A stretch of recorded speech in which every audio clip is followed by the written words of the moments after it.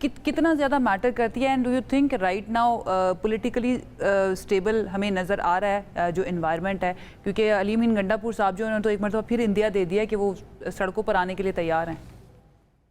ठीक है, वो तो ज़ाहिर है उन्होंने ये इसी तरह ही पिछले 10 साल से चल रहा है, 10-12 साल से कि आ रहे हैं जहाँ हकीकी आज़ादी, हकीकी पता नहीं मार्च, फिर वो आखिरी दफ़ा फाइनल कॉल, फिर वो और पता नहीं क्या इस तरह। तो ये तो इसी तरह ही चल रहा है। अब ये इसी बदकिस्मती तो ऐसे ही चलेगा ये। लेकिन इसका इम्पैक्ट जो है वो इतना विद टाइम कम होता जा रहा है, ये डाइल्यूट हो रहा है मामला।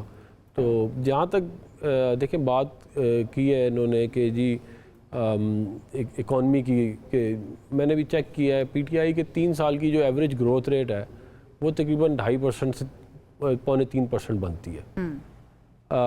और जब मुल्क को ये छोड़ के गए 2022 में, तो उसके एक हफ्ते बाद बानी पीटीआई इमरान खान साहब ने खुद फरमाया कि मुल्क डिफ़ॉल्ट होने वाला है, 22 से 23 अरब डॉलर की पेमेंट्स चाहिए और वो नहीं हो सकती। ये खुद और फिर पूरी कैंपेन चलाई कि जी मुल्क डिफ़ॉल्ट है। कि बड़ी बदकिस्मती है ये भी कि आप अपने मुल्क को डिफ़ॉल्ट करने के लिए कैंपेन चला रहे हैं, IMF को लेटर लिख रहे हैं कि इनको लोन ना दें, और उसके बाद आप क्रिटिसाइज़ कर रहे हैं कि मुल्क के हालात ठीक नहीं होते। फिर सपोर्ट प्राइस की वीट की बात की गई।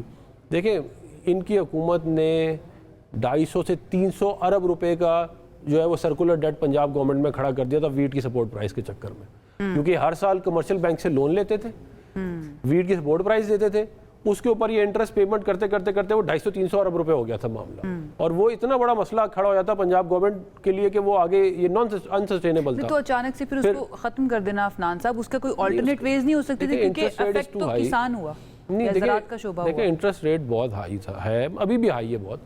और उसके अंदर इस तरह आप कमर्शियल लोन लेके इस तरह आप सपोर्ट प्राइस देना ये वायबल नहीं था। ये वही पैसा जो है जो आपने बैंक को देना इंटरेस्ट के लिए, वो आपने किसान कार्ड में डायरेक्ट किसान को दे दिया मुख्तलिफ रिबेट्स की सूरत के अंदर, ये हमने किया।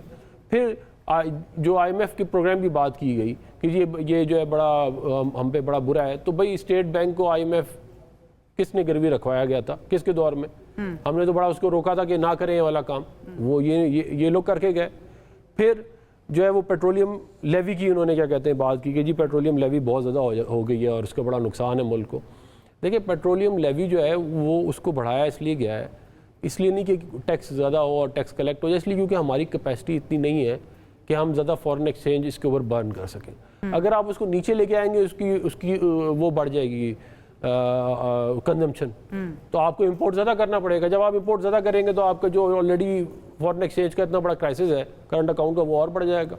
और यही काम PTI ने किया था कि जब इनको मना किया IMF प्रोग्राम में होते हुए कि आप ना करें नीचे, इन्होंने 10 रुपए नीचे किया और इतना बड़ा ये करंट अकाउंट छोड़ के गए। वैसे GDP ग्रो कर गया क्योंकि यार ऑफ कोर्स आप इंपोर्ट ज़्यादा कर रहे हैं तो GDP का साइज बढ़ जाएगा, और उसका इवेंचुअली नुकसान ये हुआ कि आपकी 3 साल मुल्क की इकॉनमी तबाह बर्बाद हो गई।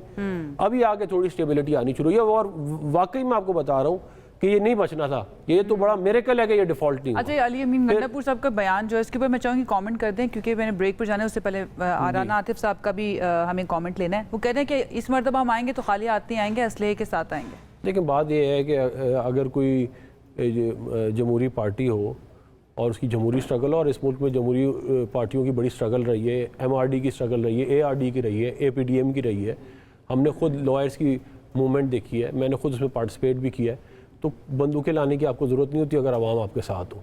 मसला ये है कि आवाम आपके साथ नहीं है, तो आप बंदूकें ला के यहाँ पे नॉइसेंस अपनी क्रिएट करना चाह रहे हैं। अगर आप बंदूकें लेके आएंगे तो जैसे TTP को ट्रीट किया जाता है वैसे ही आपको ट्रीट किया जाएगा।